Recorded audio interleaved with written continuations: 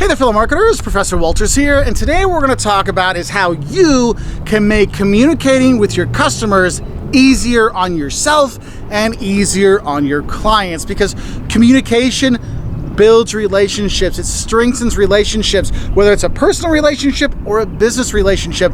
So we need to make sure we have good communication channels with our clients. I mean, think about it. If your girlfriend or boyfriend hasn't talked to you in a week or two, you know there's a problem. If your customers aren't talking to you, you know there's a problem, right? And so we really need to think about how can we make it easier to communicate. And I think one of the things that's really important is you need to be proactive in your communication. I mean, communicating proactively with your client base. Reach out to them. Ask them, are you satisfied with your product? Is there something else we can do for you?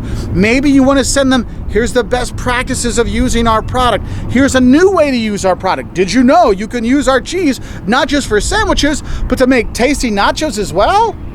I hadn't thought of that. Yeah.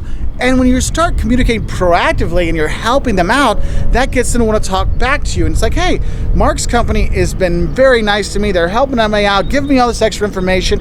I'm going to share with them. I'm going to talk to them. So you need to make sure you're asking your clients things, right? Ask them questions, see if they're happy, and listen to them, because you want to communicate with them to make their, user experience better. So what can we do to make it easier to communicate? Well, there's some other things you can do. Is like, one, make sure you have, toll-free numbers so they can call you for free. Make sure the email is easy to find, or have a contact us, button on your website. Social media, have the Facebook, Twitter, Instagram, TikTok, whatever social media that your customers use and they like, make sure you're on there and let them DM you, let them direct message you, let them write you on there so you can communicate that way, because that's how they're reaching out to you.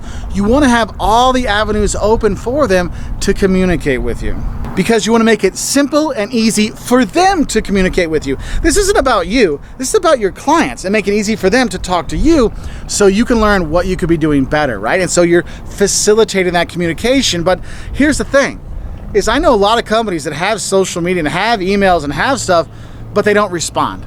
Look, if you're going to have those emails, you're going to have those phone numbers, you're going to have, the social stuff that people can write to, make sure you have people that are answering those questions, responding back to them. Because if I send a tweet question out to a company and they respond 4 days later, that's not helpful. I was probably asking a question for a purchase right then, because that's when people are asking, or I'm having an issue right then, not 4 days from now. Okay, so you want to have people on those things, because how many of you have called up a toll-free number to get help, and you're like, hello, this is it. You're like, you call AT&T, let's say, and you call them up and they're like, oh, due to unusually high call volume, your wait time will be 4 hours. You're like, 4 hours of wait time, that's not unusually high volume. You just don't have people working there, okay? Because that can really turn people off if you have a communication channel and you don't use it effectively. So make sure you're doing that. And that's why I think another thing that's really important to really facilitate communication between your clients and customers and yourself and your organization is also make it easy to respond to your customers. Don't make it that, you have to go through 10 levels of bureaucracy. Oh, you want to cancel your Comcast? Oh, what if we transfer it to a new place? What if we go here? I'm like, I'm moving and Comcast isn't there. Oh, well, I don't know. I'm gonna have to talk to my manager if we can cancel your contract. Well, give me some time here. I don't know what I can do. That just upsets people. It makes them not want to work with you anymore. That's why companies like Enterprise, where they basically anybody at the computer can make a decision on your rental, can make your life easier. Like, I can communicate. We have an issue. We'll take care of it right here. Don't have to ask my manager. Don't have to talk to anybody else. I can do it right here on my terminal. Boom. We got you upgraded. No problem. Have a great day. That's why people love Enterprise, because it's so easy to communicate and get things done with them, because everybody communicates with each other and everybody can communicate and make decisions, okay? There's no bureaucracy to fight through.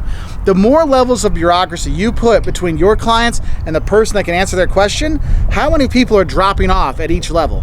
I know, I'm sure some companies like, no, I have that bureaucracy, so they don't talk to us. So they just sit back and have our bad products or a bad service or don't leave us. But if you want to be a good company, you want to communicate well, eliminate the bureaucracy, let them talk, because you'd be surprised how many unhappy customers turn into solid, loving customers once you've helped them deal with a problem with your business. Okay, so I hope this helps you communicate better, a little bit more effectively with your customers. If you want to learn more, we got plenty of videos to help out. Bye from here in Key West.